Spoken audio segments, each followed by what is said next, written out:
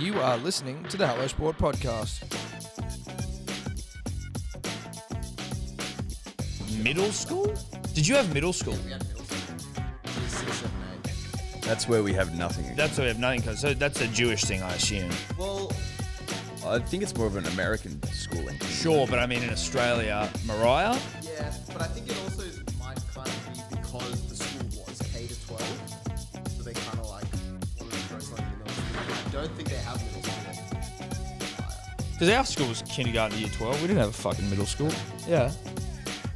I mean, who knows? It's not like, I'm not trying to make it like a Jewish people versus non-Jewish people. I just mean it seems like it's specific to Mariah as opposed to like, I don't know any other schools that do it. I think it's There you go, right? Yeah.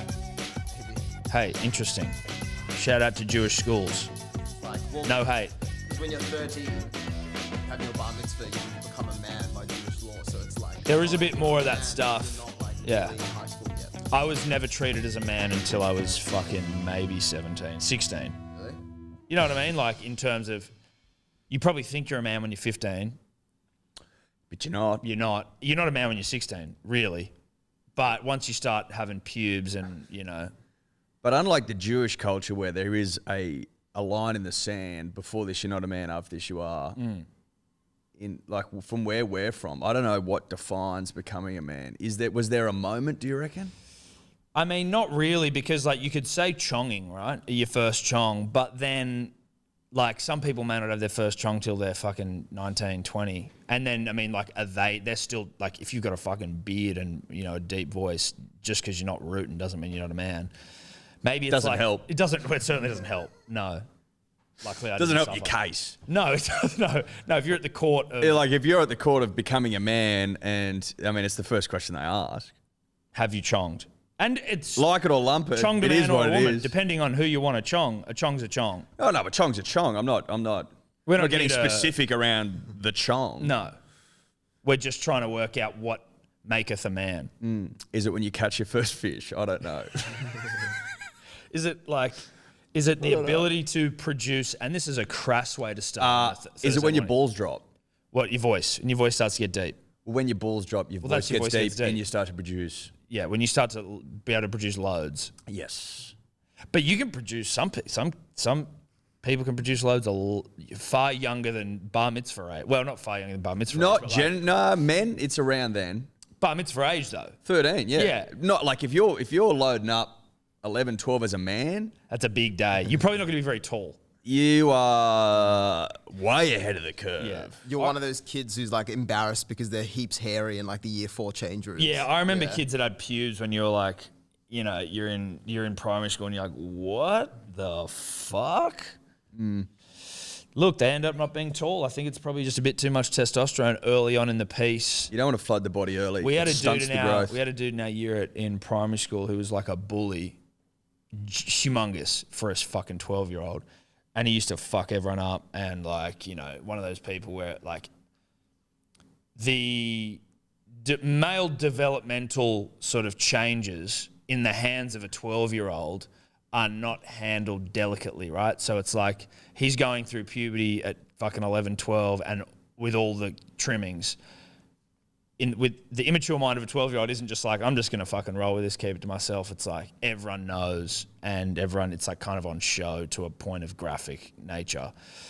Then we had There is a part of that where in male puberty though, where you show it off. You do. There is. People that go through early, like they might drop the dax every now and then. You know what I Show mean? some pubes. Show some pubes. It's Show them what they're. scientific I mean, discovery for, you know, for I other get it, kids, dude. yeah. Completely. mate, like as soon as you get as soon as you get pubes, It's a big There deal. seems to be a tendency to show them off. Yeah. Oh, whoops! I'm stretching. My pants are a little low. Sorry. Can you see my pubes? Whoops.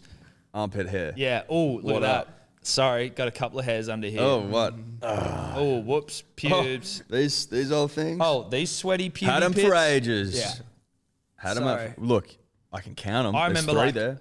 oh yeah, fucking just a bit of hair on my feet and my toes and stuff. It's, I don't know, man, just pubes, hairy legs. What do you want me to do?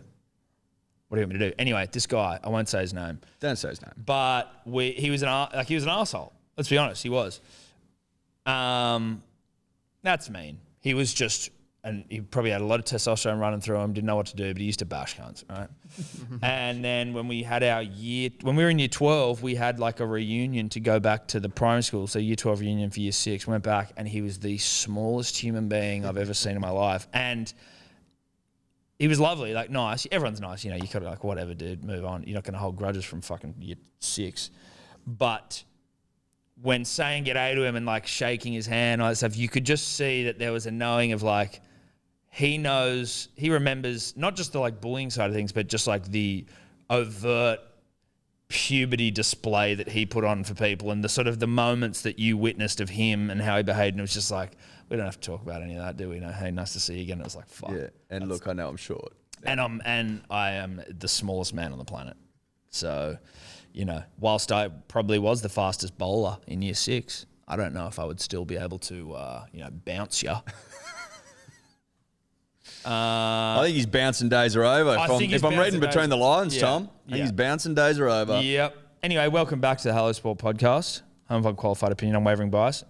Thursday show, second show of the week. Eddie, to say that this second show of the week has been met with sort of rapturous applause and, critical acclaim. Critical acclaim. They're the words being used, Tom.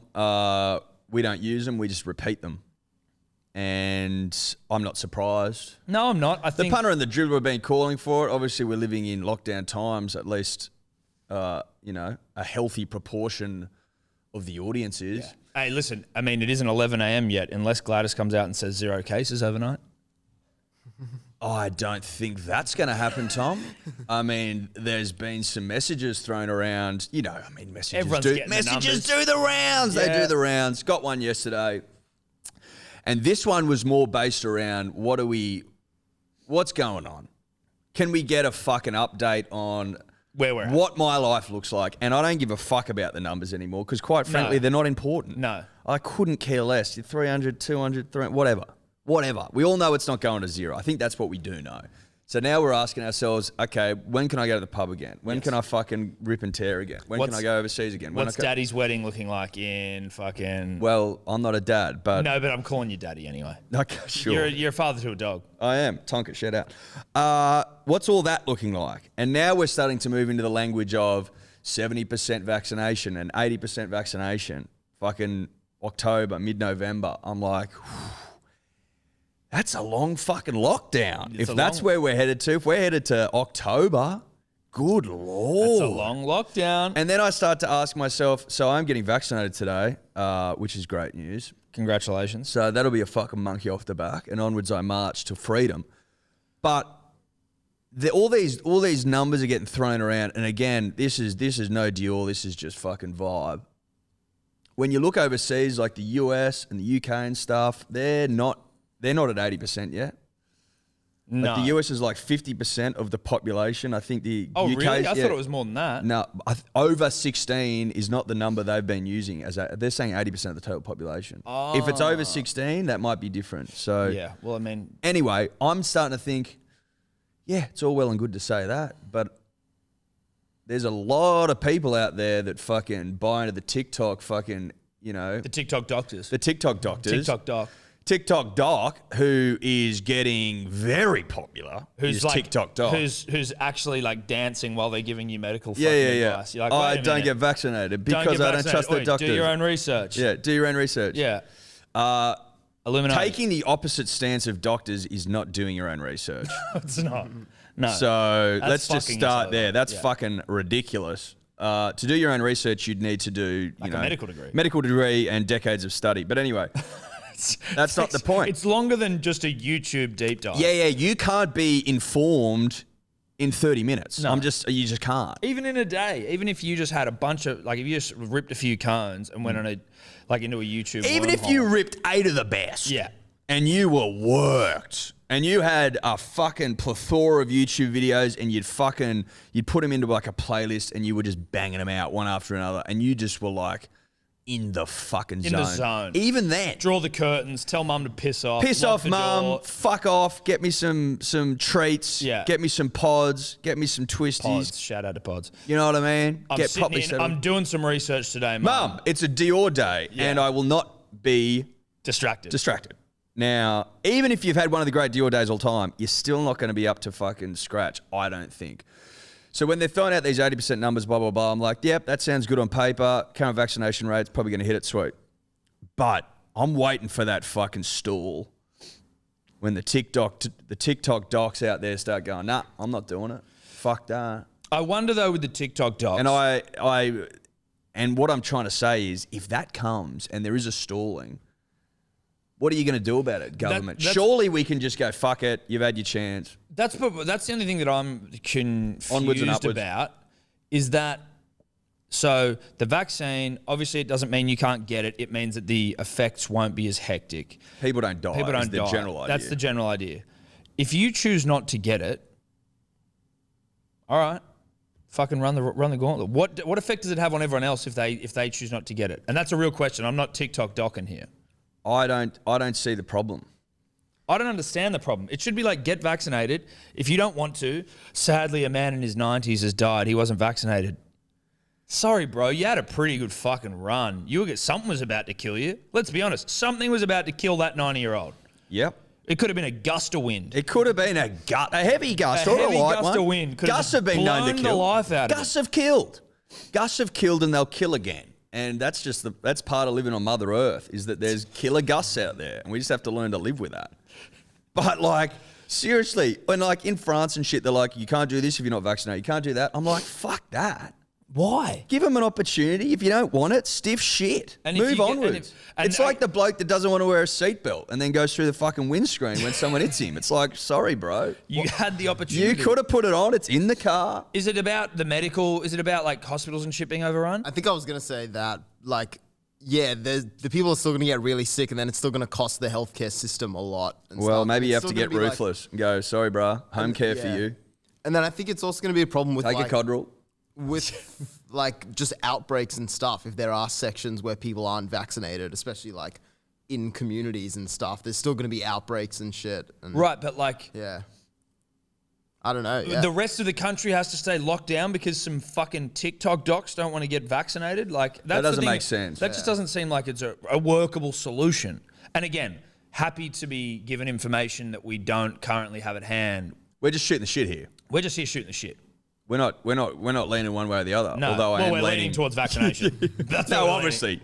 But I'm saying, look, it may have come across a little harsh as there were like, you know, home care for you. Well, no, if you choose not to get vaccinated and then you get sick from it, like if you either don't believe in the vaccination or you don't believe that COVID's fucking that bad or whatever it is, like, then you have to at some point be responsible for the decisions you make.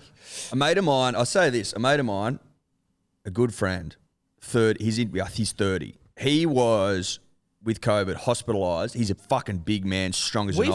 You had a friend with COVID. Yeah. Do I know? Do you know Dylan Porter? Yeah. Yeah. Really? He got it overseas. Him and his old man, both big. Muscular. Not fat, like No, big, muscular, strong ripped to jaws. shit, strong motherfuckers. Yeah, like beasts. Yeah. And the old man's a fucking president as well. We call him Big John. And they both got COVID and were seriously hospitalised. Like they were touch and go. Like Really? Yeah. Like ICU, hectic ventilators, Oh, fuck. I did not know death's that. door shit.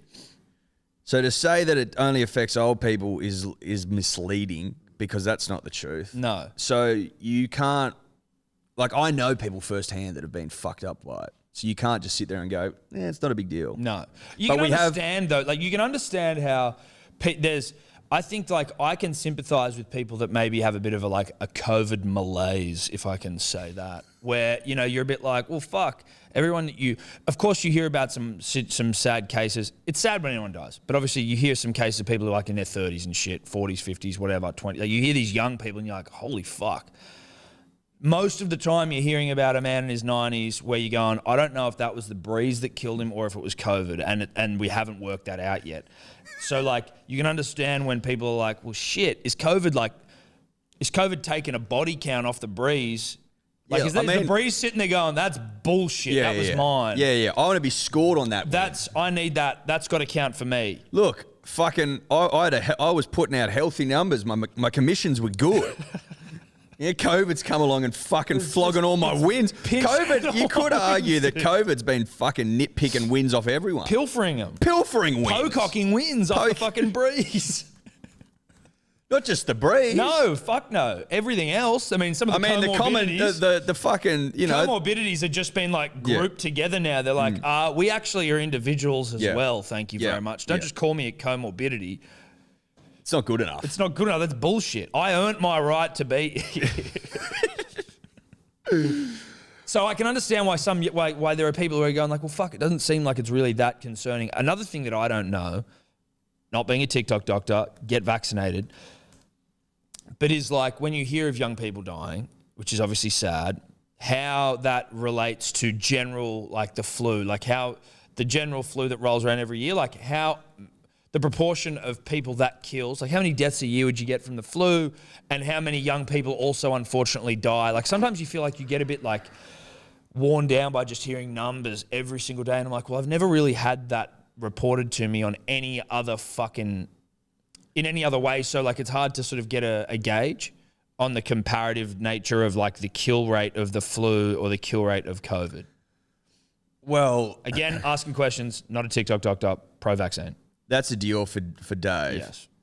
At the end of the day, mate, like the only reason we're still talking about COVID is because we are in lockdown and it affects our lives.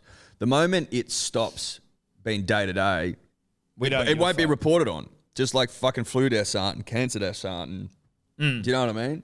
It'll just become part of the world. Yeah. Well, you wonder. That's what I would hope to be the case because... Well, I just looked at the Spanish flu. And that's, you know, it's referred to as a part of history. But a Spanish flu... But people aren't walking around going, fucking around. The Spanish flu still kicking around? But it fucked off, so they fuck off. Right, but I don't think COVID's fucking off. That's the understanding. Well, is the Spanish flu the flu now? Where are they now? Spanish flu. So the mortality rate for COVID, it says here, is I think like 3.4%. And then for regular flu, it's like under 1%. Right. And I wonder though as well, so obviously there's a couple of things there. Lockdown obviously is going to be helping a mortality rate for something like COVID because no one's fucking out and transmitting it. Then no, the mortality rate is the percentage of people that get it who die. That's what the mortality rate is. So it actually doesn't. So even really 3.4% of infectees die. Right. So it is higher than the flu, but then again, also it's an unvaccinated thing. So maybe once vaccines come in, it goes down. You know what I mean? Yeah, I'm with you. Dave, Yeah. is the Spanish flu still with us? I'm getting there with the help of connecting to my hotspot. Oh, you're having some net struggles? That's all right. We can, you know what, Dave? We got this. We'll ad lib. Always.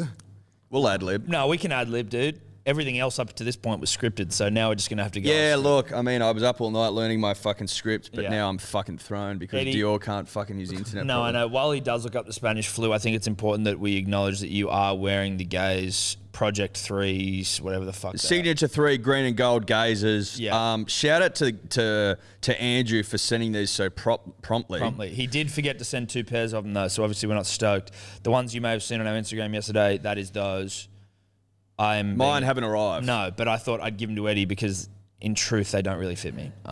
But they look good on you, dude. This is exactly how basketballers wear basketball shoes. Like they have nothing to do with your outfit. They couldn't be more diametrically opposed to what you're wearing. They're just like, fuck it, I'm going to chuck on some basketball shoes at the bottom. Have I got to leave the house? Where are my basketball shoes? Yeah. Oh, shit. Because I got some milk to buy. Yeah, I've got to go get some milk. I've got to eat some... have I got a fucking black tie dinner? Where are my black basketball shoes? Actually, not even black. Just wear my basketball shoes. Fuck that. Where are my basketball shoes? Where are my white gazers? Look, am I going to get married in these? There's every chance. I'm not ruling it out. I tell you what, the feedback, I think they're kind of fucking cool. The feedback's been good as well. From all the punters and dribblers online, there's a few people like, I'm going to get me some gazers. Yeah. People are into them. And I think people are into them because they're into Andrew Gaze. Of course. Who's one of the great Australians of all time. Yes. And in some ways the forefather of Australian basketball. But also, they're so cheap, the gazers, that I don't think... But these are well priced. I don't think Gazy's even making a margin on these things. He just wants to create quality shoes for the people. punter and the dribbler. That's right. No, I don't think he takes a clip, and if he does, it's marginal. I think it goes back into the production of the signature 4, the Correct. signature 5, the signature 6. Yeah, exactly. It just goes back into product development. That's it. R&D. R&D is not cheap. It's expensive. Dior, where are we at with the Spanish flu? So Spanish flu obviously took hold around the time of World War I, and it's kind of tough. I don't think they found a cure really, but it does seem like after a while of implementing things to stop the spread, it kind of died down. And as well as that, it was also kind of overshadowed by a few other pandemics that were going around, like typhoid and diphtheria that would kind of pop up. And also, like, when World War I and also World War II hit, it was like, well, some people are dying from the flu, but like everyone's dying of war, so that people kind of stopped paying attention. What a death. And then I think it kind of just, as hygiene and medicine got a bit better, it's still around, and I think people still get it. But it's not a pandemic, and it's not is the modern flu a descendant, a relation of the Spanish? Like when you see like Priscilla Presley getting around, you're like, oh, she's definitely related to Elvis. Like she's definitely Elvis's daughter. Yes. Is this like the daughter of the Spanish flu, the flu we have today? And it's like, we look at orangutans and we go, yeah, we're related. Oh, we can see that we're related. And gorillas for and sure. chimps and Yeah. shit. We're like, yeah. Of course, 5 fingers, 5 toes. Yeah. Fucking Posable thumbs. Posable thumbs. I don't think it's the same as the regular flu, but it does seem like it is connected in terms of like mutations to things like the other flus that they've had, like bird flu and swine flu. It's all like, because when it's an influenza, it's all just a mutation or a strain on like the original. The original one. So it is like Elvis's daughter. Yes. Shout out to Spanish flu. Long Thank time fuck no you're speak. gone. Thank fuck you're gone. Because the Spanish flu like had or was the H1N1 strain, which was also similar to the swine flu, which I think was also an H1N1 strain. Sure, whatever that means. Yeah. So they come and they go. That's what we're getting at, punters and dribblers. They come and they go. Look, where to from here? Fucking Who knows? God knows. We wait and we hope and we pray. But get vaccinated so we can fuck off So to we the can pub get the again. fuck out of here. But Tom, that's probably enough, I think, on I've had flus, more than Eddie. enough. I think I've had more than a enough. The punter and the dribbler don't come here for flu-based rhetoric. no. Look, Well, you know what? They get what they get. They get what they get. they get what But they're given, but also it gets a little bit fucking. You do want a break from flu-based rhetoric. Yeah, you do, but you can't ever take a break from dribbling from yarn, No. Tom, and I think that's what we know to be true. Now, Eddie, I had to get this out of the box while we were talking flus. I'd like you to just... I did put this again. I think I put this up when I was looking at them yesterday, but just if it reminded me of The Rock taking us through his P2s, his Project Rocks, and basically the technology within the shoe. So you've got a padded collar for ankle support and comfort. That's the tongue, not the collar. Oh, the collar. Yeah. Where's the collar? The back. Here. Yeah, that's the padded collar. Oh, here. Okay. No, where are you looking right now? That collar. Oh, this. So what's a collar on a shirt? Yeah, so where your foot would go in, around the rim. Oh, here. There you go, the collar. And the back tongue bit as well. Do Yep. you want to give me the shoe, maybe just quickly, so I can point it to you? Yeah, the back. Collar. Yeah. The Collar. rear tongue. Yeah, the rear tongue. The rear tongue. That I would have liked its official name, but that's all right. The official name is padded collar for ankle support, and it's just for added comfort. They've gone, let's just make this thing more comfortable. Sure. They are. I'll tell you what, it is a comfortable back tongue. Yeah, but it's a comfortable shoe. It's a very comfortable shoe. It's got a reinforced heel counter for superior stability. So I that's- knew, yeah, look, I had an inkling that there was superior stability there. I Yeah, did. no, but so I'll show you where that is here. Just if you, this bit here is the reinforced heel counter. So they've actually put in some like structural integrity into the heel of the shoe, Yep. which is nice. For when you're balling. Yeah, for when you're balling. Or But I picking up think milk. the bottoms is where I'm really interested, Eddie. And so this is towards the back of the shoe. It's a pylon or phylon midsole cushioning for optimal comfort and stability as well. All about stability with the gaze. Yep. And then towards the front, we've got the durable outer sole with superior grip for enhanced agility and also acceleration. So it makes Is that it the faster. enhanced? Is that the enhanced grip up and the the white bit sides? as well, and the white bit as well. But yes, that green, it's meant to make you faster. I did feel quick when I put them on. Mm. I felt really fast. Like, would I run a fucking punter's 10 in these or punter's 9? Yeah, 100%. I think so. Comfortably. That, I mean, some people might say not a sprinter's shoe. I'd say fucking How do you? try them on and then come back to me. I'd say to that. How do you know? Yeah, what the fuck are Are you you talking wearing the signature 3s or am I? Because I about? think Who's I got am. the Sig 3s on? Pretty Who's got sure- the Sig 3s on? Pretty sure I've got them on, and I know for a fact that I could run a sub 10 Comfortably. for the punter, which is a sub 12, which is like an 11. I reckon I could run 11.8 in these. Easy. I don't even think I'd have to do them up. That's how confident I am. Yep. They're a terrific shoe, Tom. How much did they cost, Dave? Those ones I think were like 60 or 70, I think which it was was $69. yeah, the top end of the gaze shoes range. That's affordable. It is. It's very affordable. Andrew's helping out hardworking Australian families. Kids that just want to ball on a budget. Ball on a budget, baby. Look, this isn't sponsored. We're just impressed by Andrew's work. No, not sponsored. The man knows a shoe. Yeah. That's what I'd say. It is sort of a shoe collab. Imagine if we did a fucking shoe collab with gays. That would be the dream. Okay, that's what we're trying to do. It'll never happen, but I'd like to do a shoe collab with you, Gazy. So someone send this to Andrew. The HSP AG Project Ones. Yeah, like that. Yeah. HSP AG or just HS. Yeah, but it sounds HSAG. kind of... HSP AG sounds better. Yeah, Project HSP Ones. AG Project Ones. And then we can have them in that red and cream. They'd fly. Yeah. And rightly so. Yeah.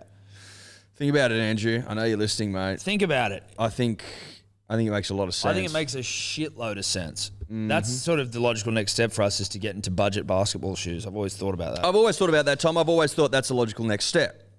Can I blow your mind with a fact I heard this morning?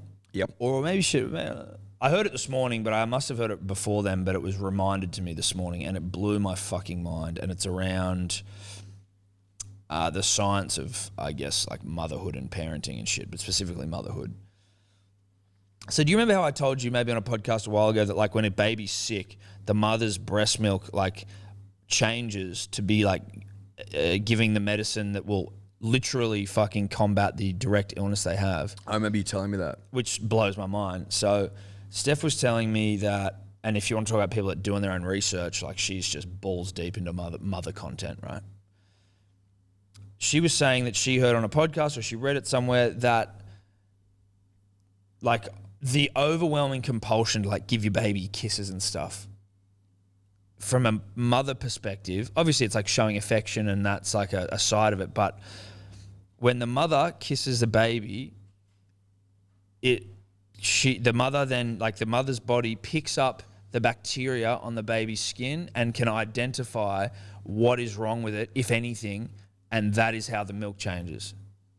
Like, and so it then changes what's going on in Steph's body to make sure that the baby's getting what it needs. Is that true? I mean, I'm taking her at face value. Now, she could be lying to me, which would be a disgrace. But she could be. But that's what she said. That's fucking wild. If that's true, but there's a part of me like, obviously it's something where you go like, fuck, if that's true, it's crazy. But then when you think about like the animal world and how things work, you're like, that also isn't as wild as you might think in terms of the utility value of the kisses. Do you think then by extension that the man kissing his child has got the lead off the female and he like it serves no benefit whatsoever? I don't think it serves much of a benefit. I think some of it's also just like affection because there's a benefit to affection. Yes. If you had a failure to thrive, babies that aren't given affection in the early days, they die. Yeah. Like that's fucking crazy. No, I've heard that. That's pretty wild. So like I think that maybe it's a multi-purpose. But I mean, you can show affection without kissing. Of course you can, but it's just part of it. Like you can cuddle and What is the history of the kiss? It's the French kiss I'm talking about here. the tongue. The tongue. Getting a good tongue on. What- Obviously, we're now removing this from a mother-child conversation into a two consenting adults conversation. That's right. Of course we are. I don't think I needed to fucking stress that, but look, in these sickening times, maybe we do. Dude, you got to stress everything. You got to stress everything, otherwise we'll be on a current affair. Yeah, exactly. Tracy Grimshaw's going to be fucking door stopping us. You're a pedophile. No, Tracy. No, Tracy. We were talking about the history of the French kiss, babe. Relax. Fucking hell. Get off our back. The history of the French kiss, Dior So it says here the kiss, not just the French kiss, because it does seem like kissing was not just invented by the French, but Shocking. it says comes from the Vedas, Sanskrit scriptures, Hinduism, basically all the very ancient religions. The first people that could write, they were like, oh, these dudes have been writing about kissing. But it does say some anthropologists believe that kissing is instinctual and intuitive, having evolved from activities like suckling or pre-mastication, which is Before you eat. Yeah, which is chewing food for people that So can't what, you chew kiss food. your food? Well, so others suggest that it evolved from checking the health of a potential mate via inspecting their saliva. But that's the thing, right? Like back in the day, like the senses, you think about like a dog sniffing another dog's ass and all these sort of things. Like back in the day, yes, the senses of humans were so much more heightened. I remember So again, they've dulled. Fuck yeah, dude. Apparently senses of smell within like, I don't know how far back we go here, but like, I'm going to just say Neanderthal times, Dave, this is going to be where your fingers get going. But our senses of smell used to be used to identify whether we were related to the potential mate, so we didn't go and chong on with a relative and then have, you know, babies that weren't up to it. Is that they used to do it off smell? Yeah. Jesus Christ. There's pockets of society that could do with that fucking ability again. You know what I mean? Queensland. Tasmania. Looking at you, Tassie and Queensland. Look at you. Look at long, hard look at you, Tassie. But that's pretty wild, right? That is wild. I'd be fucked with not being able to smell. Well, I mean, you're like a mutation of that, right? Where my smell You're is- like so I'm so advanced I've regressed. yes. I'm so evolved that I've regressed. You've like lost the ability to make fire, sort of. Well, no, because I could make a fire. Fuck you. But But like. I haven't forgotten how to make a fire. I could fucking But you Tom have. But Hanks your it with a senses, stick. your smelling sense has. Well, if there's a gas leak, touch wood, I'm in hot curry. Very odd stuff. Can you smell gas? Actually, gas is a thing you can smell, can't Fucking you? oath you can Yeah. smell No. So I've read that, especially in like science labs and shit, and the ones at school. You know how you used to have those little like valves you could turn on in the science Bunsen lab? burners. We were having this We were talking conversation. about that the other day. Yeah, but there was like the things that you connect to Bunsen Yeah, burner, yeah, the gas source. valve. Yeah. So apparently they put a chemical in that, and same with like stove gas and shit like that, that makes it smell, so you can smell if there's a gas leak. Oh, so you can't actually smell it. Not gas by itself, but most like gas valves, they put in a chemical so people can be like, oh shit, there's a gas leak. There you go. Because it's got a Smart. distinct smell. I mean, it's smart stuff. That's smart footy. I certainly would still be fucked. That's eyes up stuff. That is It's eyes up footy. And you were right about being able to smell family and stuff. It says here humans can distinguish at least 1 trillion different odors, apparently. Humans can. Like Humans now can. or You could? can distinguish No, like 3. can. That's how Yeah, far I've got behind you three. are. I've got 3. You've got gas, eucalypt. Well, I can't do gas. Or you know what though, dude? Like I I thought can you get- said you could smell a gas leak just no, before. no. I was saying I can't. I said I'd be fucked in a gas Can leak. you smell like wood fire, No. smoke? If it's right there, like I can be like, oh fuck it. I can feel it in my nostrils. You can't smell it. I can't be like, What if can there was you a smell? bushfire, right? Like when there's fires on, I wasn't like, oh fuck, there's fires on. Apart from the fact there was smoke. and What you can you So smell? like if you're walking past like some dudes having a ciggy, No, which no, is no, not no idea. really. No idea. So So you've never had like the experience of walking randomly in a street and you just smell weed and you're like, oh, I wonder. no, fuck, no, not at all. Can you smell weed? No. When I used to, Fuck, I didn't know it was this fucking- bad. that's the problem. I was like, I don't know. I do know it, but I forget how I don't know that I fucking weird stink. it is. Like, you know, to be honest, I forgot to put fucking deodorant on today. I'm like, I could reek like shit. I assume I don't, but Assume nothing. I know. Trust me, I usually assume nothing when it comes to the scent of my body because I'm like, I don't want to be caught short. And I know how people talk about people who stink, and I don't want to be that one where it's like, people usually talk about people who stink behind their back. And that's like, they just don't want to tell me like, dude, his BO's fucked. I know of people like friends and shit, and I've heard people talk about the BO, and I'm like, I don't want to be in this conversation. When someone tells you you stink, it's like getting hit with a fucking It's like being- 1,000 it's like being bricks. dumped. Yeah, it's like, oh, fuck. Do I? No, I don't. First reaction, no, I don't. And they're like, well, I'm not fucking Why bringing would it I- up for no reason. No, why would I take time out of my day Like to engage in an we've been awkward- bitching about you behind your back for 10 minutes, Yeah. and it took one of us to fucking muster up the courage to say something, and now you're disputing it. It's also been longer than 10 minutes. Like if you stink, people have been talking about you and your smell for fucking months. Or even years going, fuck, this guy always stinks. And then but someone finally gets the courage up to just go, listen, dude, you have BO that is unchecked. Well, look, you can go down that path as a bloke who always stinks and no one ever said anything. Or there was the other time where you've played a shocker that day. Yes, of course. And shockers can be played. But I'm more thinking of someone who is like continuously. You don't want to be a stinky guy. No, that's a different kettle of fish altogether. That's a huge. problem, dude. And that's a lifestyle change that you need to make. And that's why I am usually 99% of the time very liberal with my application of deodorant and aftershave or whatever the fuck it's called. But I can smell spearmint right up at the schnoz, eucalyptus right up at the schnoz. And then, like, if you were to smell petrol when you're doing again, I've got to be, like, fucking looking for it. You know what I mean? I can't just be like, ooh, it's in the air.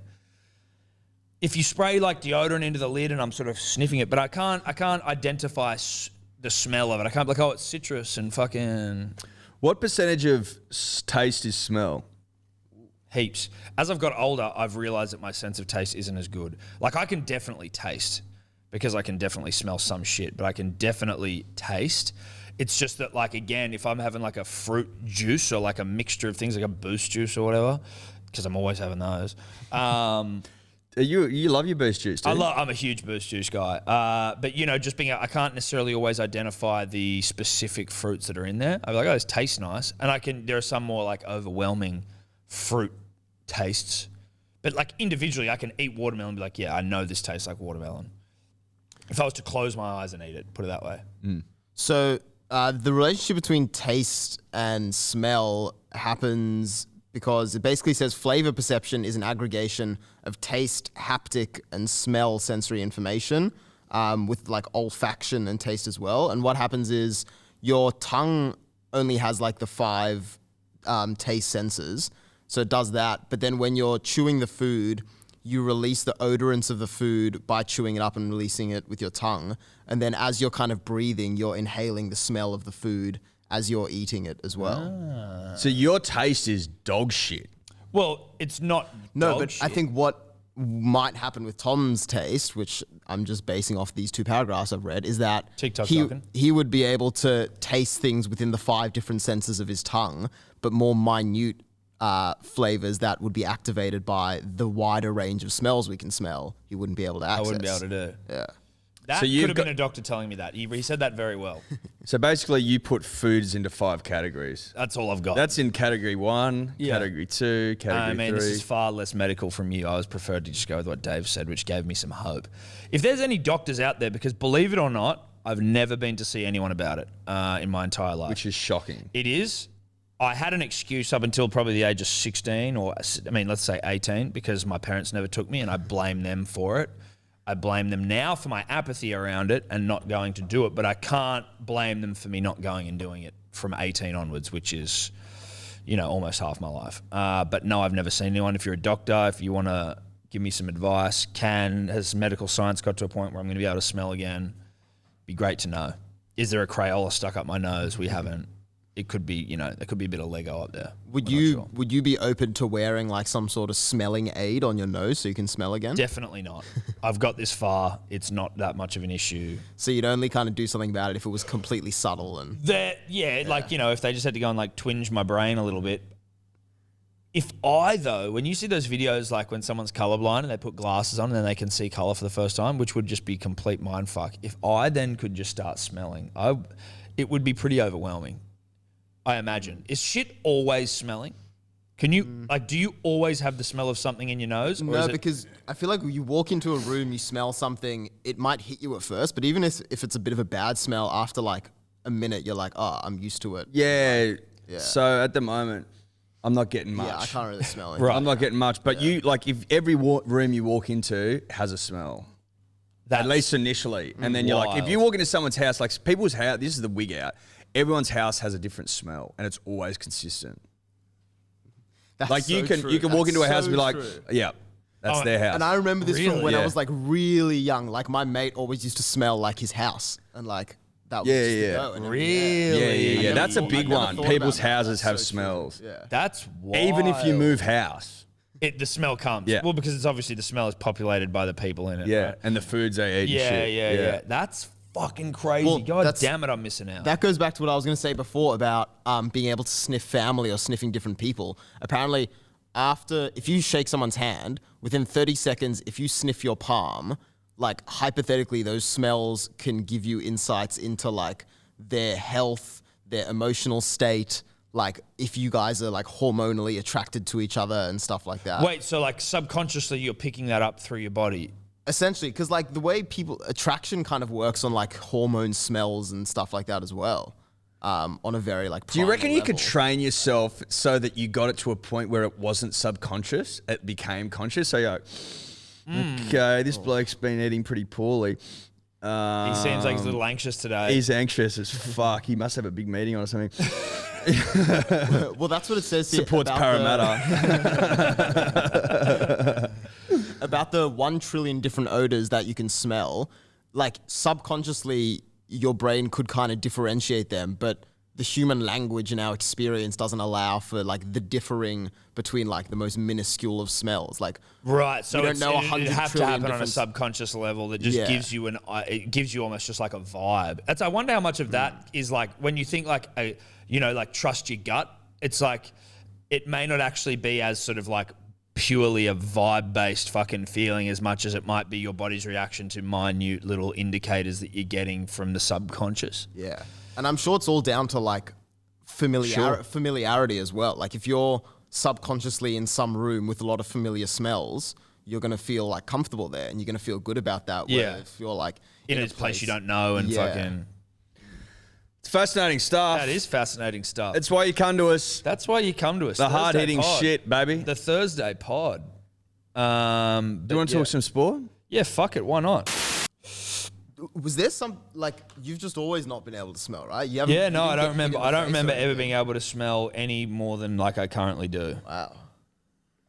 I would almost think like you might not even want to be able to smell everything. Like going from Well, yeah, it might be overwhelming, right? Yeah, Like it for might sure. it might be something where I'm like, fucking Jesus Christ.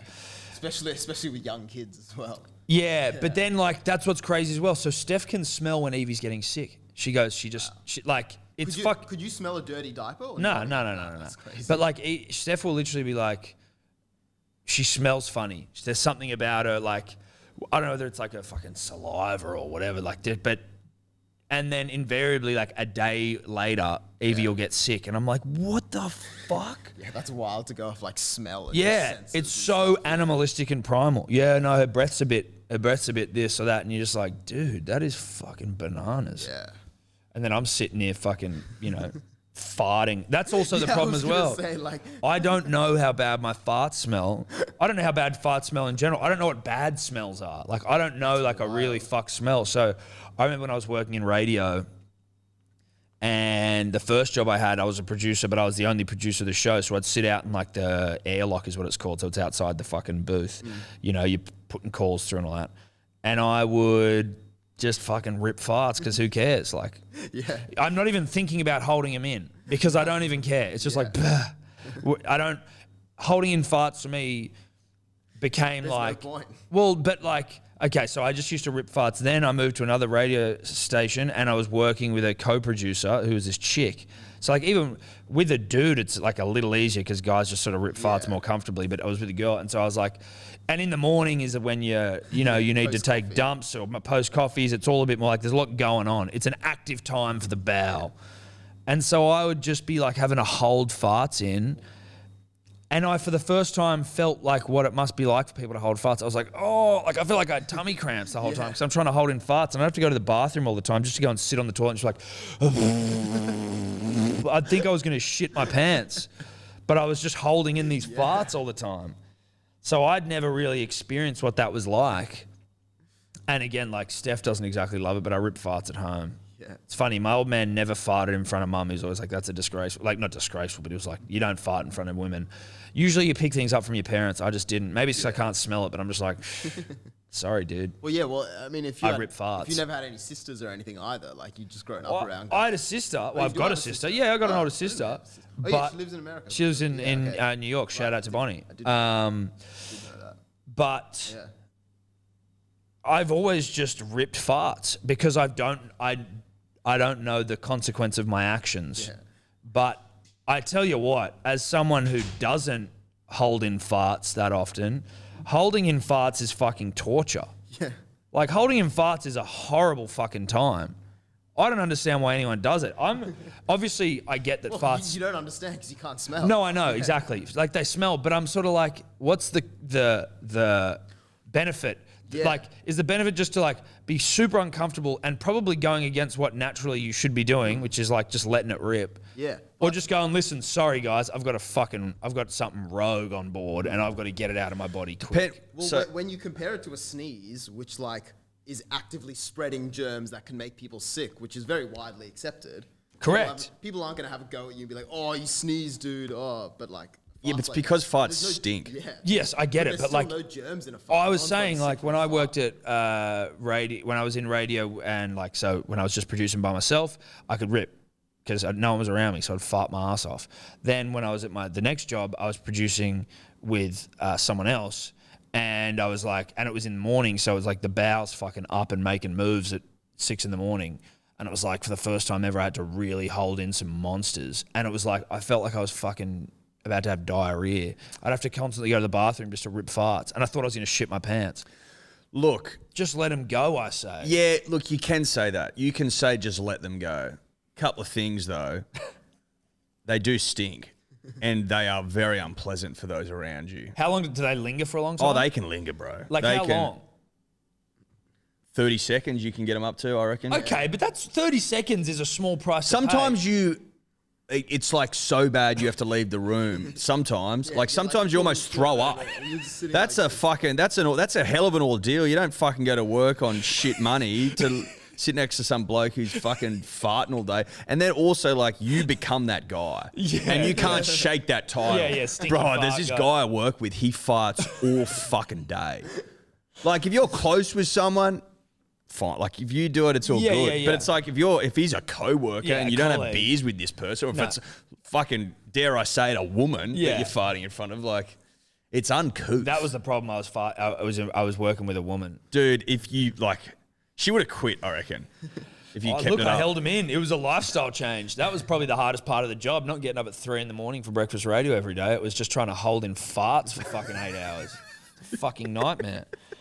Especially in a studio. Is that why you quit? Oh no, you were like, No, I got sacked. Maybe they sacked me because I fucking farted all the time. Studio is one of the more airtight and like generally clean type spaces like that. Yeah, but fart you know is what, getting dude? into That's all the also the thing that used to fuck me off about that place was that it was seen as like a badge of honor if you didn't take sick days. And I'm like, bro, this was obviously like 2019, so it was just before COVID hit, funnily enough. But there were these old fucking radio, like, you know, stalwarts who were like, I haven't had a fucking sick day in 30 years, 40 years. And I'm like, all right, bro. And then this guy came in sick as a fucking dog. And he was an on-air guy. I'm not taking a sick day. And so there were two studios that would connect. And we were the breakfast studio. And then his was the one like straight after us. And then there was like a little sort of chamber that connected the two studios. So you'd walk into there and then you'd either go left or right into the studios.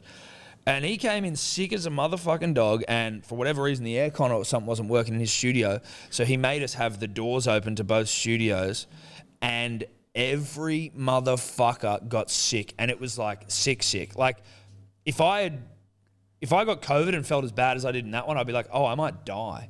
Like I was at home, I think it took like a week and a half off work. Like it's like you don't usually you're sick for a few days. It was like everyone got sick, every on-air person, every fucking producer, every panel operator. did anyone say something to him? It was the thing you did. It was like a badge of honor. I'm like, fuck this shit. This is ridiculous. This is the dumbest fucking thing ever. Like someone, I mean, now in today's context, it's like someone might die, bruz. But yeah, that was one of those things in radio where you're like, this isn't a badge of honor, guys. Like you're sick. It's cool. You can have a sick day, dude. I don't want to get it.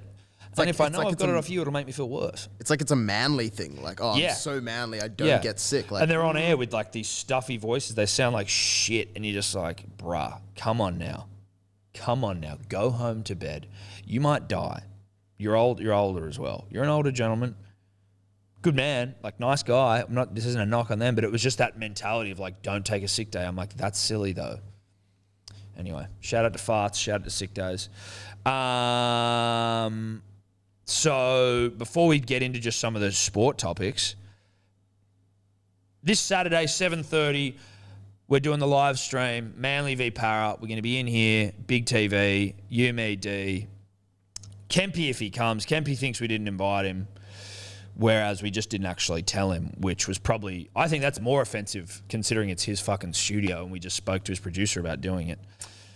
Yeah, but he, like, the producer's the one that sets it all up. Well, no, completely. But I'm just like, Kempy thinks we didn't invite him. And I'm like, bro, that's not the case. We literally, the first time I told you was when we were on the air. Not a big deal. I don't know why he took it so poorly. He's got to come, like, I mean, just... He needs to fucking smarten up a bit. He's like around the corner. We want him in. But whatever, Kempy, look, if you're going to take it that way... There's nothing we can do about it. No, we can't do it. We can't do anything about it. We want you there, but there's nothing we can do about it. If you want to be a sook about it, that's fine.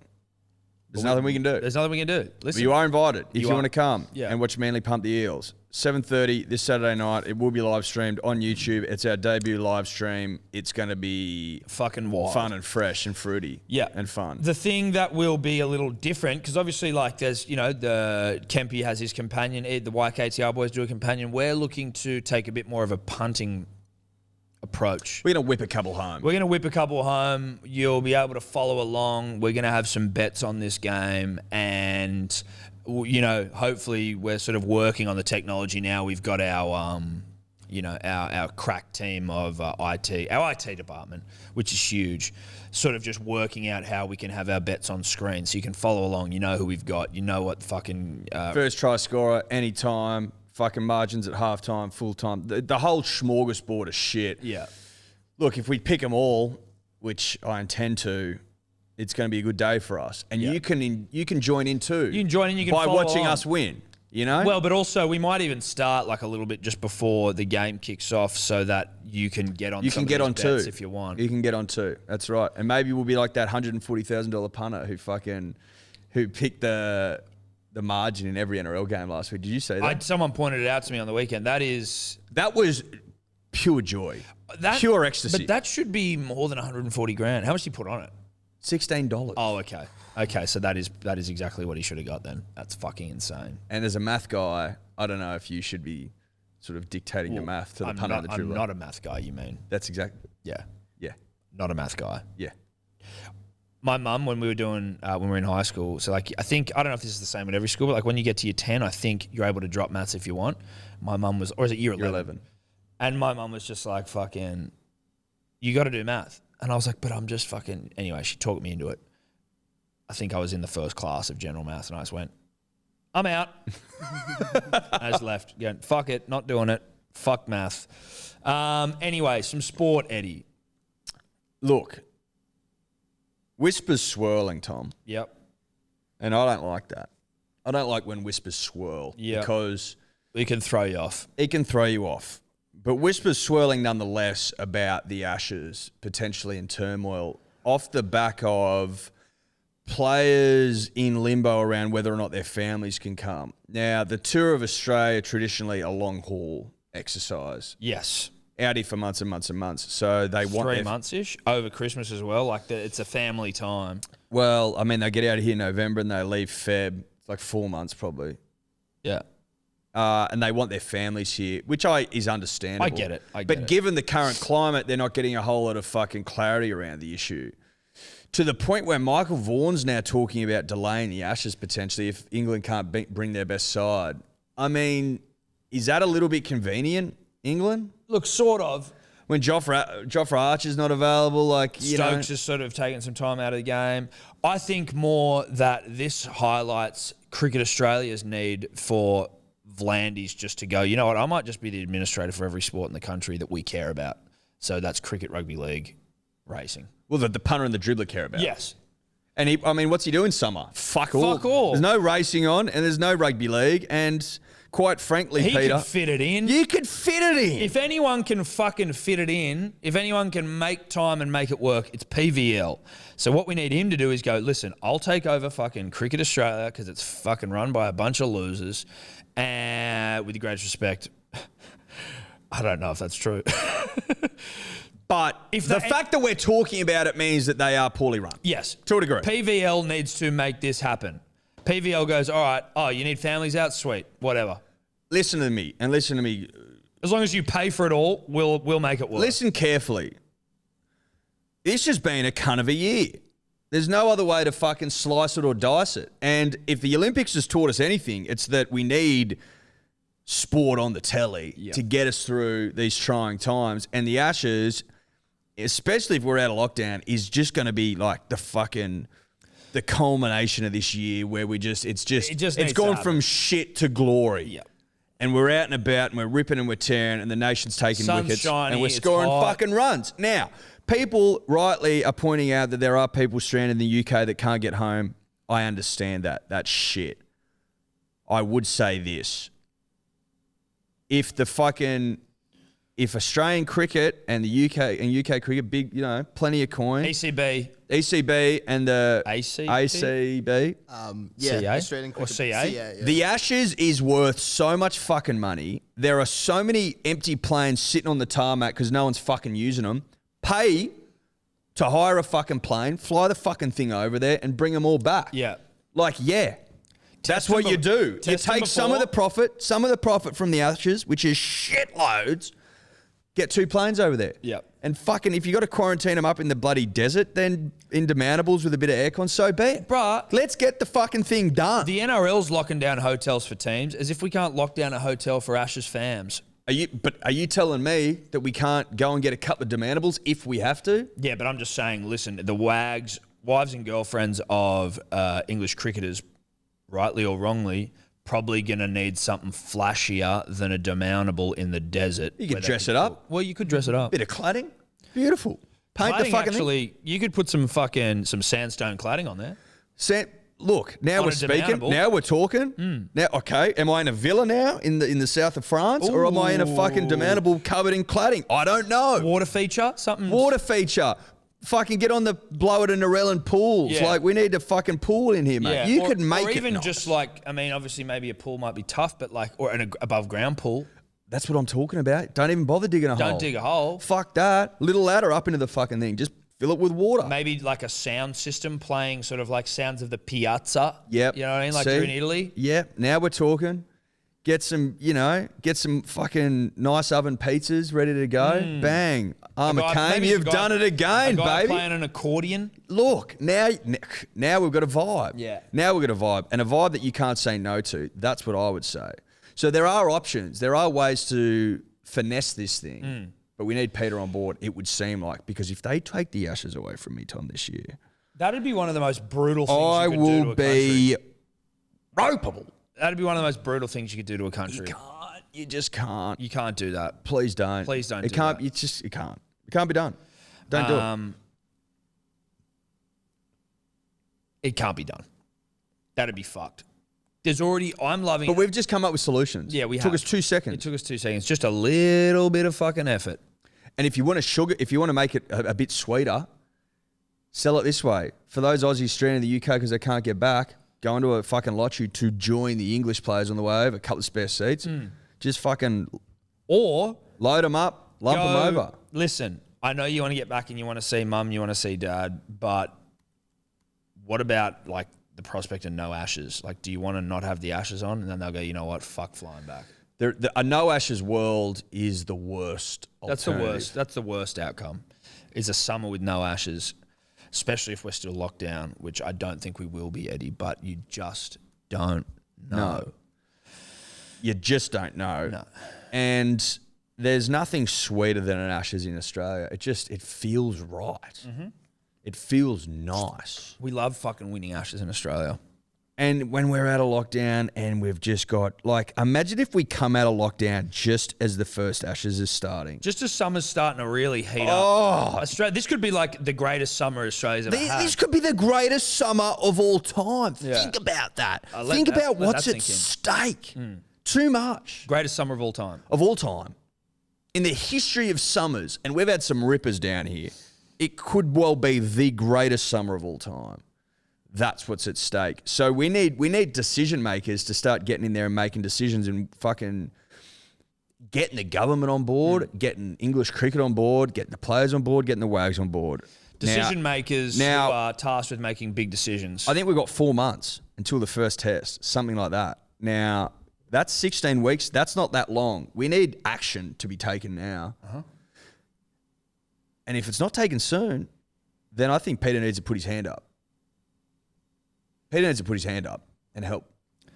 Because no one else, no one else can do it. No one else can do it. No one else can do it. It's been proven time and time even again. if he just comes on as in an advisory role where it's like, listen, as Cricket Australia, we don't want to be seen to be acknowledging that St. Peter V'landys is the greatest sports administrator in the history of the country, even though he is. We can't be seen to be acknowledging that from a rival administrator. We're just going to have you as a silent advisor that we all know he's fucking doing just to help. Yeah. Pete just wants sport. He wants rugby league and racing to be the best, which they are, but he also understands that summer needs to be good for winter to be good. It's the yin and the yang. If summer's shit, winter won't. We come into winter with a malaise. The best thing about a good summer is you're ready for winter by the time it's finished. You don't want to come into winter flat, Pete. No. We all know that. You roll into winter usually going, I cannot fucking wait for rugby league. If you have a summer deprived of cricket, you're going, I'm actually not as amped for rugby league because I wasn't fed my diet of cricket. I'm flat. I'm flat as a tack. Yeah. I haven't had my cricket fill. Yeah. Now I want cricket and rugby league at the same time, and that's it. Now you've got too many flavors in the stomach. Yeah. Too many conflicting substances trying to wrestle for attention, and that ain't healthy. No, it's not. It's very unhealthy. And that's it as well. Does Peter want the Ashes rescheduled to fucking, February, March? No, he doesn't. You don't want to be competing. March, April. The start of the rugby league April, season, May. the start of the fucking Ashes? No. What if they turn around and said, yep, Ashes starts in February? Now you got a problem. You got a big fucking problem. Big, huge problem. I've got a problem because there's no cricket on over Christmas and New Year and Big December and January. I've got a huge problem then. Problems are massive for me. So I've got a problem. Now Pete's got a problem because rugby league and the Ashes going toe to toe. And listen, who do you reckon's going to win? Sorry, I hate to say it. I love rugby league, but who do you reckon's going to win that battle? Well, the Ashes has to win it because it the wins. Ashes is only on for 5 tests. And Rugby league it's only will be on. back. It's only on in this nation every 4 years. Yeah. So We can't have that. We can't have it. We can't have it. Now, rugby league could just move all the games to night games, but still, I'll be hammered on some of those days, and I won't even be up for the fucking rugby league games. You know what I mean?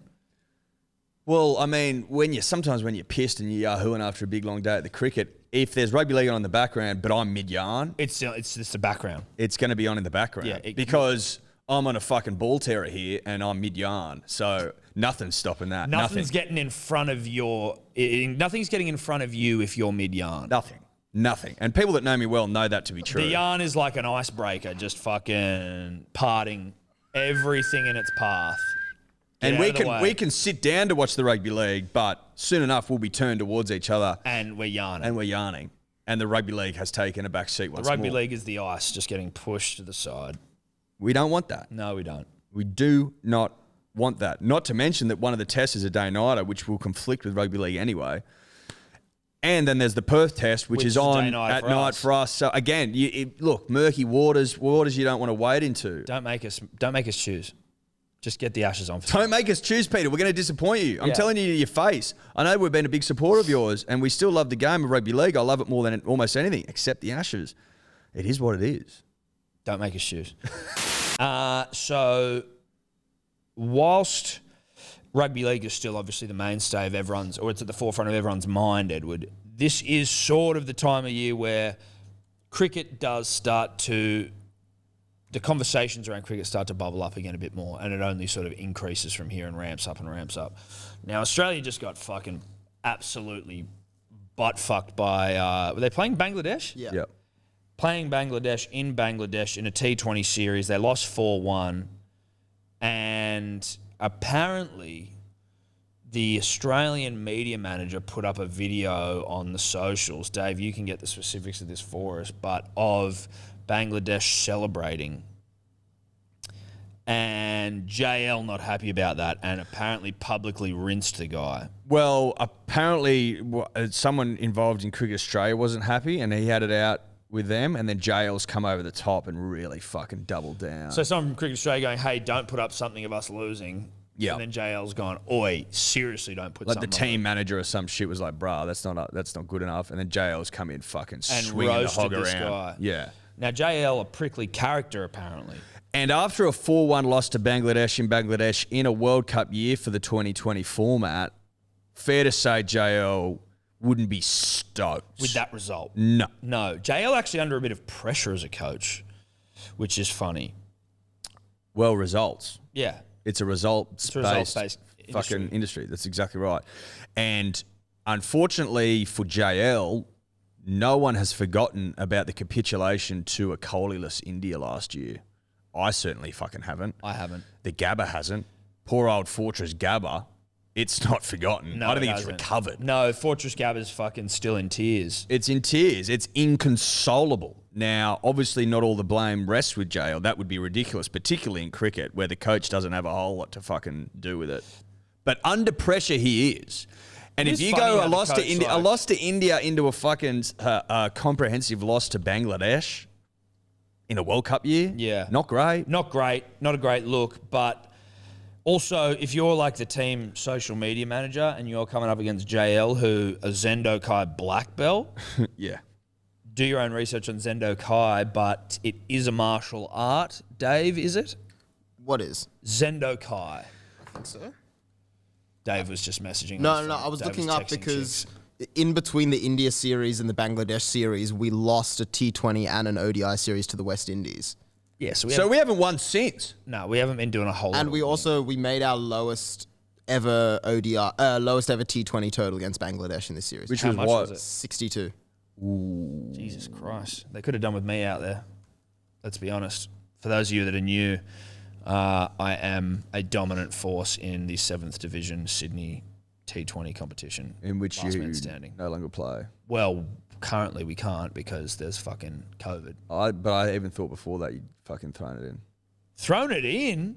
Fuck no, dude. No? No way. Dude, it's the best fun ever.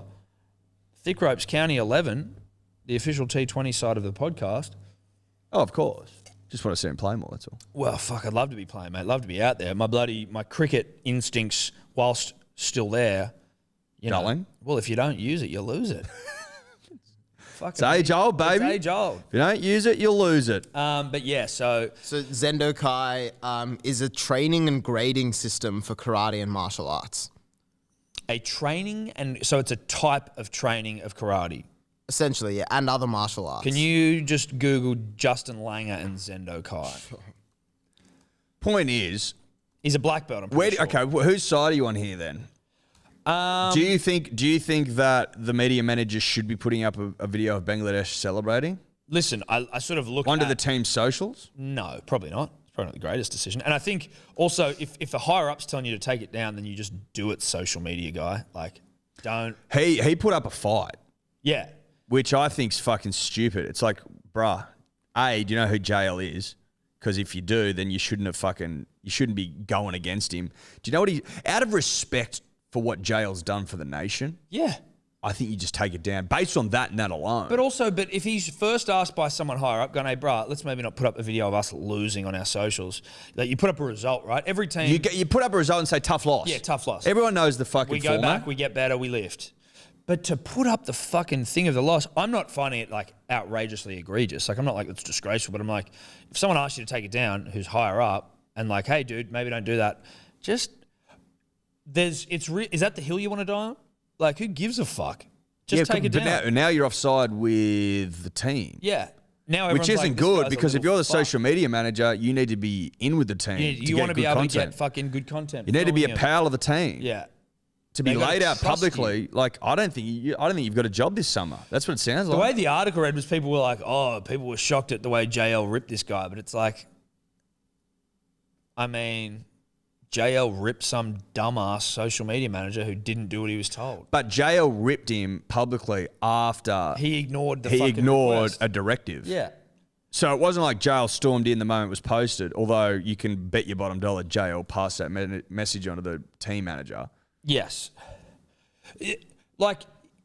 I mean, you know, Dave's our only real employee at this point, and I certainly don't think we've ever ripped you, have we? Like, you know, I don't think we've ever been fucking aggressive. I mean, obviously we haven't, but you might be like, oi, what the fuck's this? You know, oi, fix this.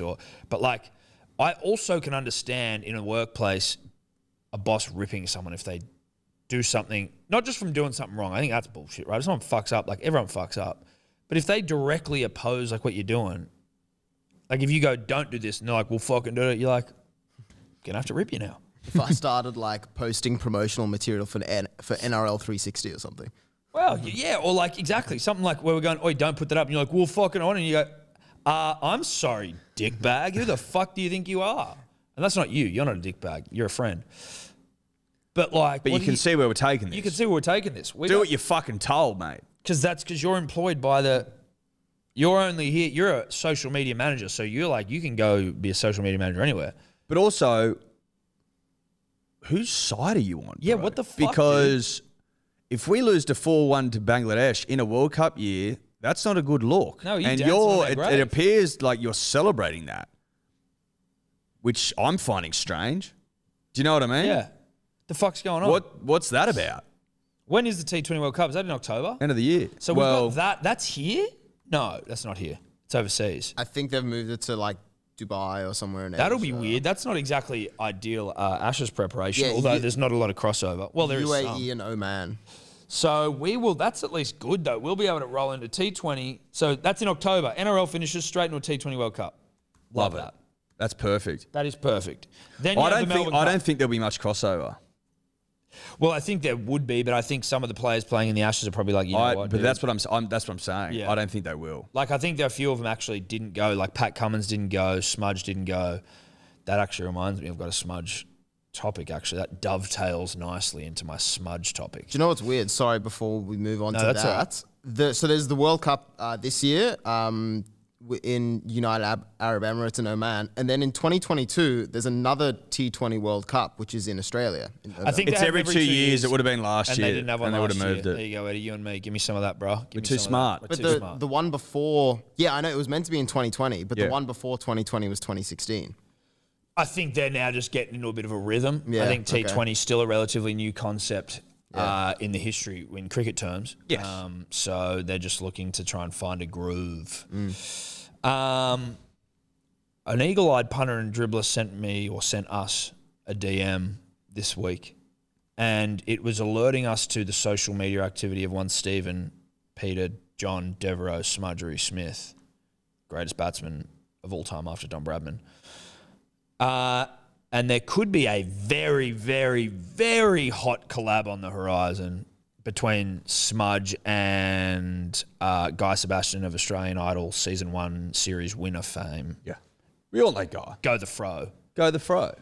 One of the greatest campaigns of all time. Well- and what got him over the line, in my opinion. Well, definitely, but it's Go the Fro, Kevin 07. Yes. That's sort of it, right? But they were around at the same time. Well, sort of. I think Go the Fro was pre-Kevin 07. In fact, I would go so far as to say that Kevin 07 piggybacked off the success of Go the Fro. Oh, yes. I think Go the Fro laid the foundation for later works. Rhymes get you victories. Yes. It's a simple yet effective tool. It's a very effective tool. Vote for me because of this rhyme. Go the Fro. I mean, he was never going to lose. What year did Guy Sebastian win? I'm going to say 2000. Oh, do you want? Okay, yeah. You 2005. Say, I'm going to say 2003. Yep, 2003, first season. Nice. That felt good. I was going to say 4, and then I went, no, Tom, go earlier. I'm sorry, I'm good at this shit. So anyway, I have no fucking clue why, but if you go onto Smudge's Instagram, Eddie, or even I can just get it up and show you, it's weird. It's weird. Steve Smith. I just sent the link to the group. There you go, D. There you go, DD. So it's a photo of Guy, Sebastian, and Smudge in the studio. Guy holding a cricket bat, Smudge holding a guitar. We've all seen Smudge and heard Smudge sing. It's not exactly what you'd... Well, he's a songbird of his generation. Look, when you see Smudge sing, you know he's a cricketer. But Smudge says here, are you watching Guy Sebastian on The Voice? It's very timely that another exciting collaboration is coming out this week, including a treat for you in India. Stay tuned to the Steve Smith Cricket Academy. Can you go look at it right now, Dave? Yep. I also like in this photo, which if you're watching on YouTube, we'll put it in the video. Smudge is dressed in like his rock and roll gear. Well, he's got a beautifully appointed denim jacket on with furry denim with a bit of jacket. fluff over the top. I've got one of those. He looks like a cool dude. He looks like a cool dude, got his black jeans on, and they're just jamming out. Just fucking jamming out in the studio. Do you think this?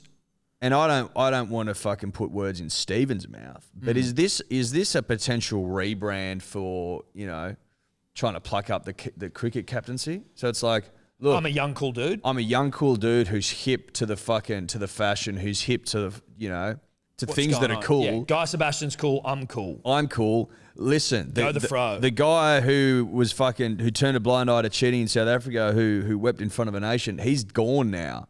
This cool, hip, dude. young denim jacket wearing dude is the replacement, and I think this cool guy is up to the captaincy.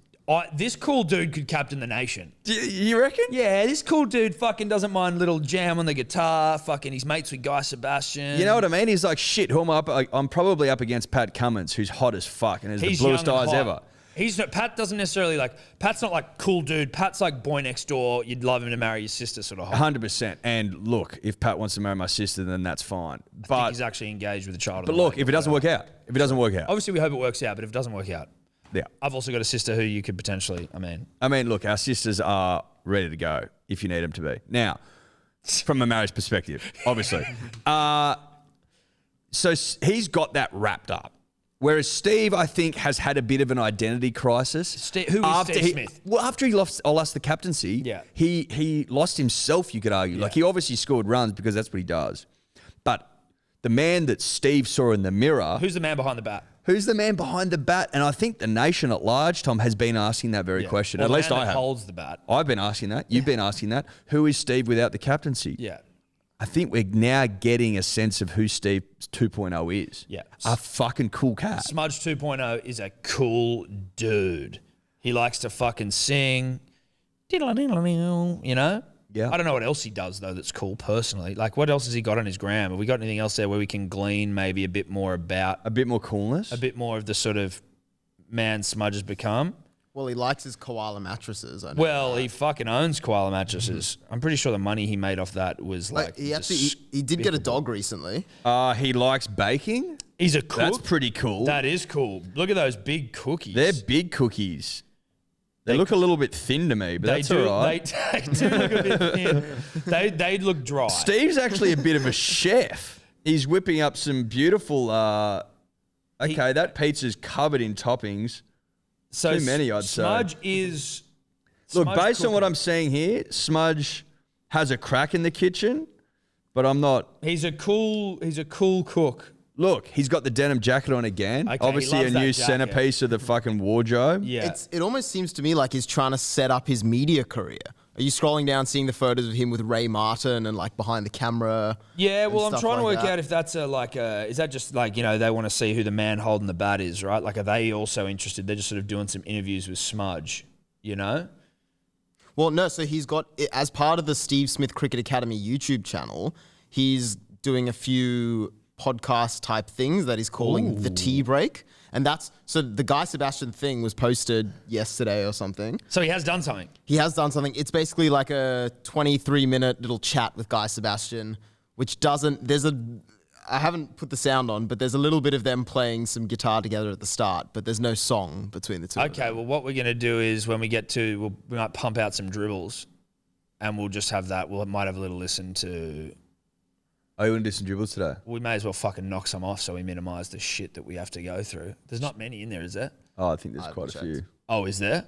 I think there's a few. Well, I'll have to there's look not now. nothing. Okay, well then maybe we don't do that. So here we go.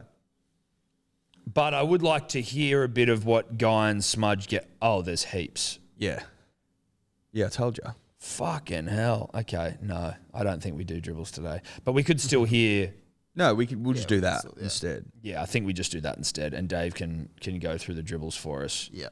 for next week. Anyway, listen, I'm all for new cool dude Smudge. I wouldn't mind, Is he just what the doctor ordered? I think, there's some things that maybe some advice we could give him, Eddie, about things that he could do to maybe continue this cool dude change. So, like, I wouldn't mind getting a fucking cruiser skateboard. I'd like to see Smudge bombing hills. Yeah, but a cool version, not the electric ones. No, not the electric one, dude. That's old Smudge. Old Smudge has an electric fucking razor scooter. You know what I mean? No, this new Smudge has a fucking, what are they called? We used to fucking ride them all the time. I've been trying to think of it. I can't think of it at all. Not Something coming to me. rider. Like a Longboard. yeah, longboard. Yeah, but they had not like, coming there was to like me. a cool fucking longboard that we all used to either have or wanted to have. I'm looking up longboard brands. And the one that you had, Yeah, the rider or like a... yeah. I don't. It's not coming to me. Sector 9, a few of mine. Sector 9. Yeah. Thank Thank fuck. We need to get Smudge on a Sector 9 ASAP. Mm-hmm. I wouldn't mind him smoking darts. I know it's not cool to smoke cigarettes, but I think we just need to catch Smudge out the back of the training having a quick dart. Look, It's not cool, but it is. Or like having a bit of vape. Do you remember seeing Aaron Finch up in the change rooms during IPL and he was vaping? Vaping though for Smudge, I think Smudge is already a bit too bleep bloop bleep, robotic. bleep, bleep, bleep, bleep. I think he needs a fucking analog cig. He needs a dart Yeah. like, you know, a James Bond sort of fucking thing. Correct. You know what I mean? Carry them Correct. around in a fun little pouch or something. You know? And I he's mean, like flicking them up and catching them in his yeah, mouth as exactly. well. Throwing one up, lighting it with a match like a fucking mad dog. Yeah, but lighting it off fucking bang. Yeah, lighting off a bat. Yeah. And just pumping away. Yeah. Look, you could argue that's ridiculous, but we're just talking about brand 2.0 Stephen Yeah, Smith. cool dude Smudge. Cool dude Smudge. And the guy who is a sniff at getting the captaincy back. Yeah. Now, look. Punching on with someone again. You just got to try and rough up a bit. You got to scuff the edges. He's too neat and tidy. I think if he punches someone, Well, you reckon just fucking fold some cunt over and just giving him a couple? yeah, but like we've got to obviously, you know, agent provocateur this. We got to send someone in there to like be rude to him on the road, like the road. Like we send someone who's happy to take a punch. I'm sure. Are you talking on the cricket field or off it? No, I'm talking like in traffic. Someone who like cuts him off. Just fucking gets out and feeds some Gets bloke. out and riles him up, and then he comes out, and this guy's like, "Oh, what do you want to do?" And then we just get Smudge just Yeah. And then we're obviously following along with cameras. We film it. We're like, "Dude, Smudge beating the fuck out of this guy." You're making sure that every angle, like Smudge had no choice but to feed this guy. Yeah, You know but what I mean? but feed him he does. But feed him he does, and everyone's like, "This guy's ready to captain the nation." fucking get him on a dirt bike or something. You know I what wouldn't mean? mind a dirt bike. Fucking thrashing around. Yeah, You know what I mean? Yeah, definitely without a helmet. Likes wetting a line, shirt off. Yeah, I like that. Do we give him? I mean, I don't know if he's got a six pack yet, but I wouldn't mind like a hot body. Look, if he's not prepared to put in the work, I mean, we can put abs into you, bro. We can have that done. You know what I mean? know There's people options who here. could- who could put in a abs. hot, shirtless, bronzed up Steve Smith wetting a line with an esky full of blokes. Yeah. Okay. Oh, whoops! You want to captain again, bro? Oh, I'm sorry. Do you feel like captaining the country again, Stephen? Gig's yours, bruh. From what I've seen, you're a cool motherfucker. You're a cool dude. Happy for that. And you're friends with Guy Sebastian? Fuck. Like, the nation always does its best work, in my opinion, when we've had a fucking cool captain. Yep. AB was a cool motherfucker. AB was cool. Punter. Cool. Hunter was a cool motherfucker. Pup was cool because he scored runs in Lara Bingle, and then obviously, you know, Pup sort of... Pup couldn't maintain the cool. Pup fell by the wayside. We all know that. But at one point or another, he was relatively cool. Yeah. He just, it wore off pretty quick. Yeah, the coolness When he was with Lara Bingle, everyone was like, that's a cool dude. Yeah. Now, I don't know that he was with Lara when he was captain, but he shaved his head. He got rid of the blonde. He was like, no fucking sponsorship on the bat, scoring 300. Like, that was cool. That was cool as fuck. He was in good nick too. When he was getting fucking absolutely pounded by balls in South Africa, broken shoulder, scores 100. Oh, you mean his bravest tunnel time? Yeah. Oh, I'm sorry. Brave tons are cool in my book. Really cool. Yeah. You know, post-career, maybe the cool's worn off, but he's not required to be cool post-career because he's not captain of the country anymore. That's right. You could, mate. Words out of my mouth. Words out of my mouth. Stolen words. So, where to from here? I think Smudge needs to double down on the coolness. Yeah. I mean, look, it's a nice start doing a collab with Guy Sebastian and wearing a denim jacket. That's a good start. That's a great But you start. need to go on with it. You've got to start now. You've got to go on and score a ton. That denim jacket might be a little too clean for me. I need that to be a bit dirtier and for cool. Why don't you go and fucking fix your new dirt bike, bro? Get some oil over that motherfucker. Yeah. You know what I mean? That thing's too clean to be cool. It needs to just be like, it's a start, as you said. You've got the ingredients. No, but he's got to start. He needs to go and score a big ton. He needs to go on and score a big ton and get that jacket dirty. Yeah. And get a skateboard, smoke some cigarettes, and bash someone in traffic. Now we're talking. Smudge, think about it. We're here to help. We're here to help. We're here to help. Let's move on.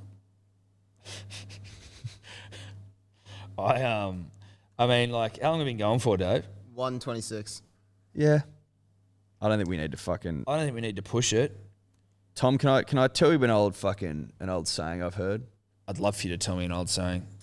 Don't overplay your hand. Don't overplay your hand. I'm assuming that's a poker saying. Yeah.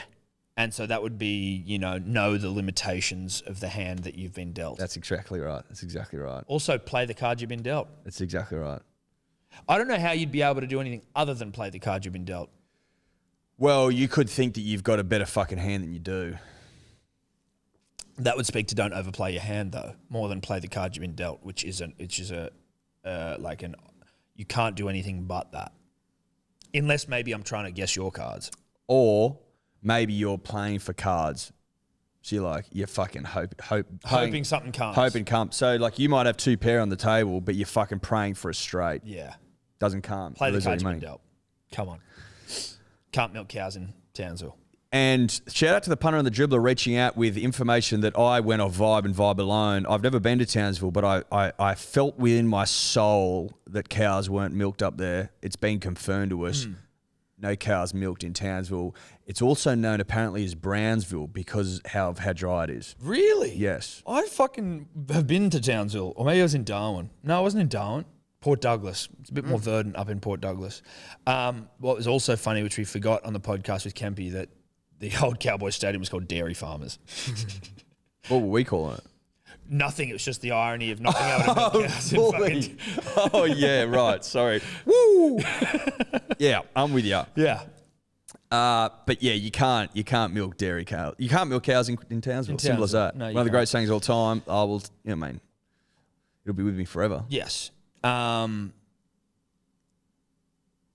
was going to say something to you as well, and I've forgotten it now. The eyes peeled. Did you see, we're talking about that with Kempy and keep your eyes peeled? Crazy. It was like a guy, or it was a name for cops. Yes. They'd call them peelers. Unbelievable. That's just couldn't have been further from anything we thought. The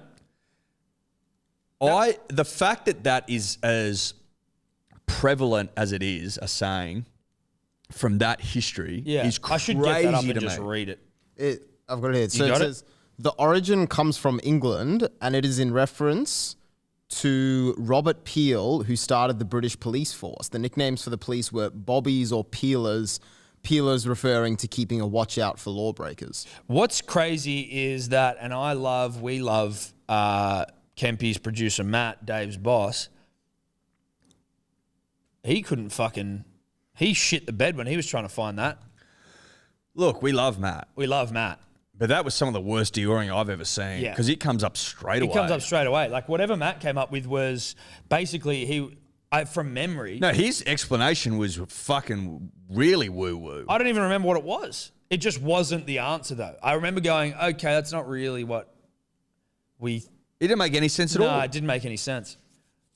So the quality of deodorant between Matt and Dave, sometimes I think Matt's better, sometimes I think Dave's better. Dave's got it in his name, so you'd think that Dave's been better today. I think Dave's been better of late. I don't want to put words in Dave's mouth, but I think we can all acknowledge that Dave's gone away and worked on his deodorant. I think so. Because he was dog shit at one point. He started really well, and then he fell into a fucking crevasse. Into a fucking Mariana Trench where Dioras go to die. Yeah. And then he crawled his way back out. It's a Diora's graveyard down there. It is. It's just full of dead Dioras that lost their touch. Dave's found his touch again. I've definitely enjoyed and appreciated the move to the desk and having, the laptop and the microphone on my desk instead of trying to hold everything on my lap. That's a at good once. point. That's a good point. So you are enjoying it more over there? I definitely am, yeah. And even with the screen in front of me with all the different the one camera and the different levels going up, even though I'm doing absolutely nothing, it makes me feel real professional. I think it certainly, I found it actually operationally works better. Like this potty where we've just been talking shit and you've been able to quick draw Dior. I like him over here. Yeah. He's in front of me before. It was a bit like... It's a bit like, get out of my face. field of... Yeah. You're Get not out that of my important. face. You're not that important. Over there.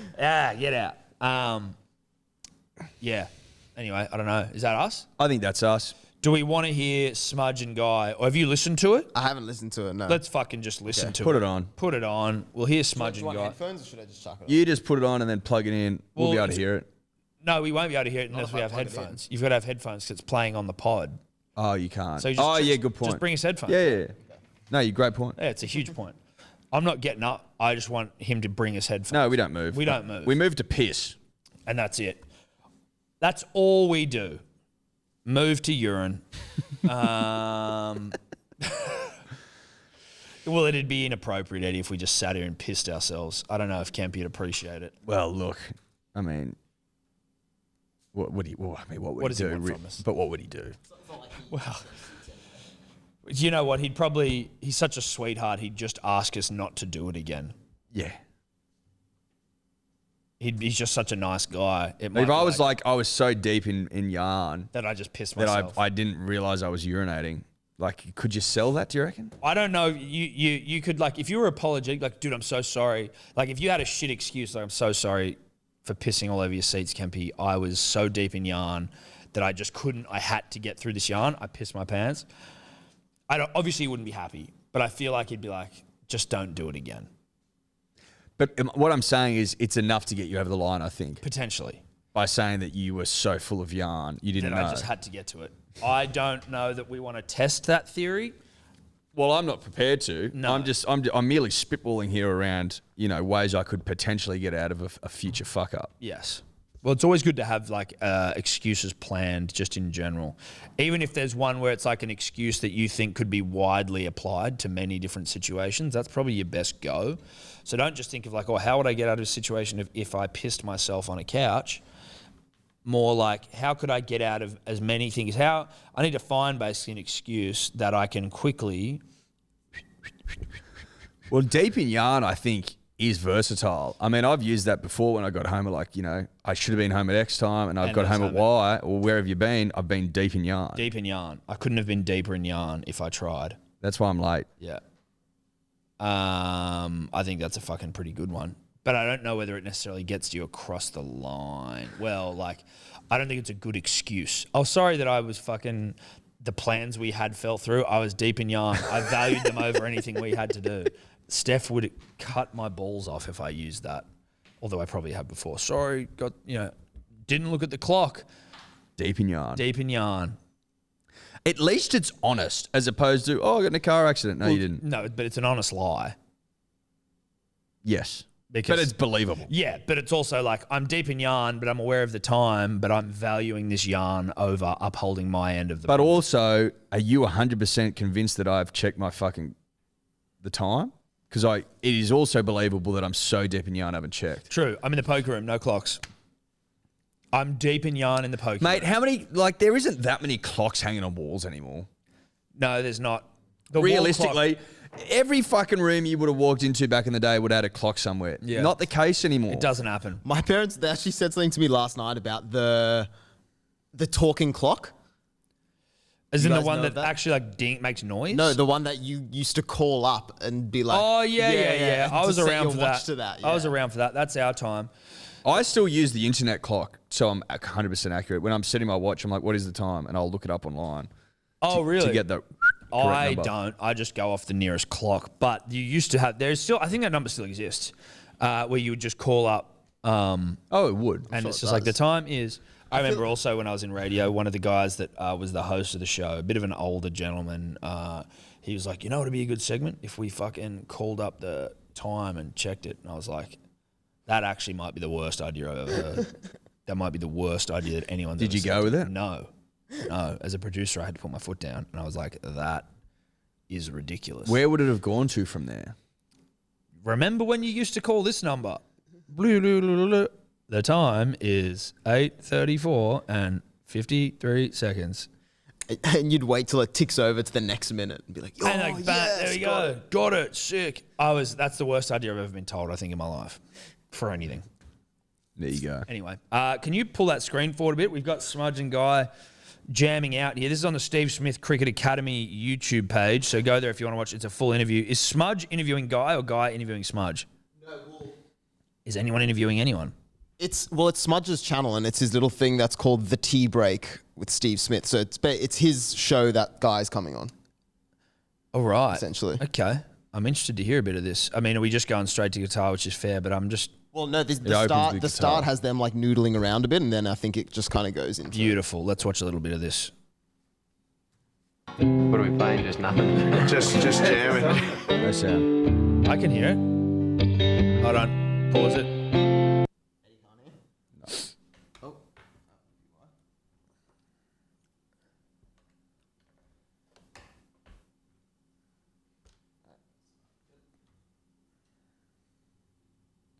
Go the fro. What are we playing? Just nothing. Just jamming. Just jamming, Smudgy. Oh yeah, this is good shit.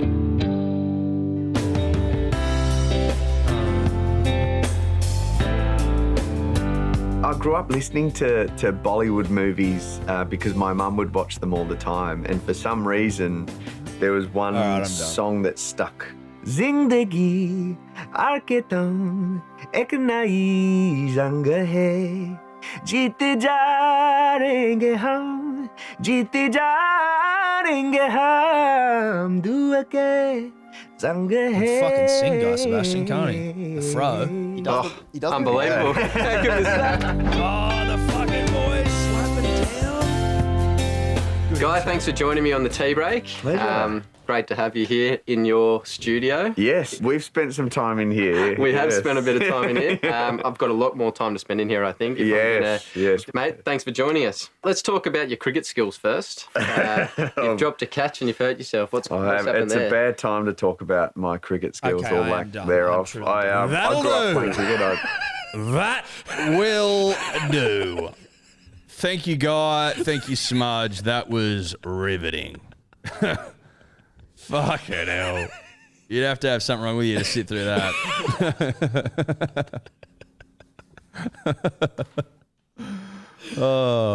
Yeah. Oh, what? Is every other video just falling off the internet?